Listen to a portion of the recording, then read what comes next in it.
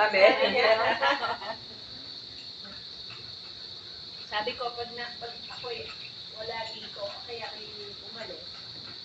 Kaya ka nag-aso para may tagabantay. Eh kaso, Walang batay hindi ka makaalis kasi walang bantay ang aso. Oo. Baligtad na. Yung aso na binabantayan, hindi yung bahay. Oo, medyo wala yun. Mahal po yung ipasok sa domain. Mga nagtutulog. May ano pa ba dito? Yung binibilan natin ng mga ihaw-ihaw? Wala, gusto niyo ba? Sa overlooking? Wala, tayo nila. Overlooking? Hindi na sa lang doon. Ang ano? Dagi.